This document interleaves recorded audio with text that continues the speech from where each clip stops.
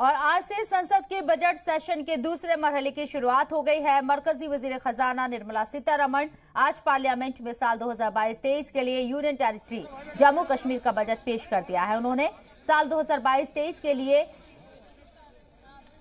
1,42,00,000 का बजट पेश किया गया और वजीर खजाना ने जम्मू कश्मीर के लिए साल 2021 और 22 के लिए सप्लीमेंट्री डिमांड फॉर ग्रांट भी पेश की है, जो तकरीबन 18,860 करोड़ रुपए की है। उधर अपोजिशन ने सरकार से मांग की है कि बजट की स्टडी के लिए उन्हें वक्त दिया जाना चाहिए। बजट में देही तरक्की, इंडस्ट्री, खेती और सियाहत से जुड़े तरक्याती कामों को सेंटर में रखा गया है।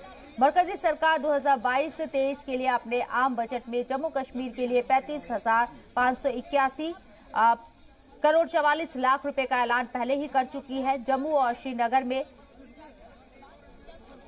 प्रपोज्ड मेट्रो लाइन रेल मंसूबे के अलावा भटिंडा जम्मू और कश्मीर गैस पाइपलाइन, किरुआ कवा हाइड्रो पावर प्रोजेक्ट और शाहपुर कंडी और उज प्रोजेक्ट से खास तौर पर शामिल है। आपको बता दें कि निर्मला सीतारमण ने जम्मू कश्मीर के यूनियन टेरिटरी बनने के बाद से रियासत का ये तीसरा बजट पेश किया है।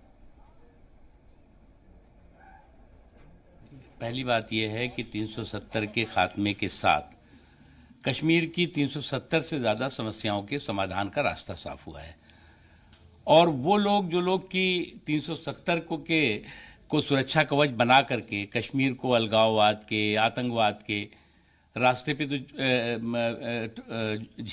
झोंक रहे थे, वहीं दूसरी तरफ वो जो है वो कश्मीर के विकास में भी बाधा बने हुए थे।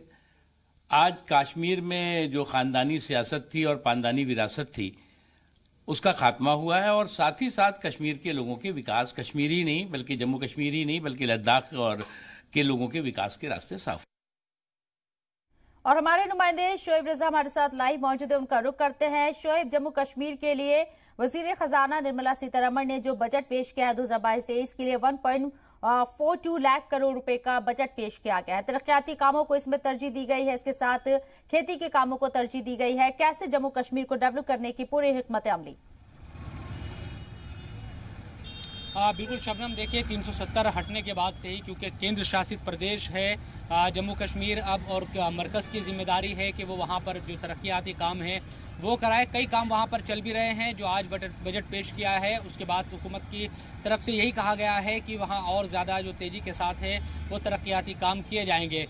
जो महत्वपूर्ण बात है इसमें वो कुछ चीज़ें मैं आपको बता दूँ कि एक नगीना जो डल झील पुनर्वास है उसके लिए 273 करोड़ रुपए को मंजूरी दी गई है इस बजट में। इसके अलावा जो डिजास्टर रिस्पॉन्स फंड है सहयोग के लिए उसमें 279 करोड़ रुपए को मंजूरी दी गई है। इसके अलावा जो बड़ी जो 624 मेगावाट की केरूपन परियोजना है उसके सहयोग के लिए 130 करोड़ रुपए दिए गए हैं। और इसी तरह से चाहे रोडों का मामला हुआ, नेशनल जो हाईवे हैं वो बनाए जा रहे हैं, कई रेलवे लाइन हैं, उनको लेकर भी जो बजट है बजट में उन तमाम चीज़ों का जिक्र किया गया है। और इस बजट पर फिर उसके बाद बहस भी संसद में हुई, चर्चा हुई एक तरीके से। हालांकि कांग्रेस की तरफ से ये बात रखी गई कि ख़ास तौर पर जम्मू कश्मीर के ही बजट का जिक्र अलग से क्यों किया जा रहा है, क्योंकि और भी केंद्र शासित प्रदेश है और वहाँ भी इस तरह के जो काम है वो हुकूमतें कराती रही है। तो अलग से क्या इस तरह की एक कोशिश की जा रही है कि केंद्र शासित प्रदेशों के जो बजट है वो अब उन पर चर्चा हुआ करेगी, अगर होगी तो फिर जम्मू कश्मीर पर ही क्यों।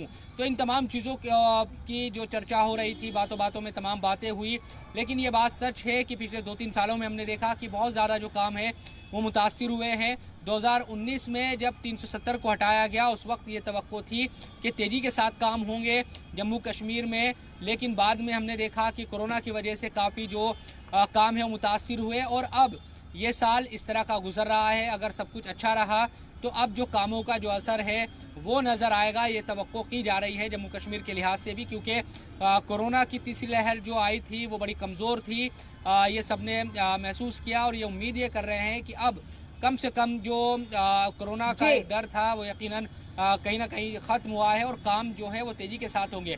तो जो बजट पेश किया गया है जम्मू कश्मीर के लिहाज से, ये बेहतर तरीके से ज़मीन पर खर्च हो, जो काम चल रहे हैं जिसके लिए प्रावधान रखे गए हैं इस बजट में, उनमें ये खर्च हो और ईमानदारी के साथ खर्च हो। ये भी जिम्मेदारी सरकार की है।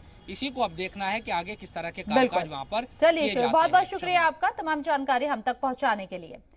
बढ़ते आगे, जम्मू कश्मीर में मिलिटेंट्स और दहशतगर्दों के लिए काम करने वाले OGW के खिलाफ जारी एक्शन पर एक बार फिर से महबूबा मुफ्ती ने मुतनाज़ा बयान दिया है। उन्होंने इल्जाम लगाया है कि कभी हाइब्रिड टेररिस्ट के नाम पर तो कभी OGW के नाम पर लोगों को गिरफ्तार किया जाता है।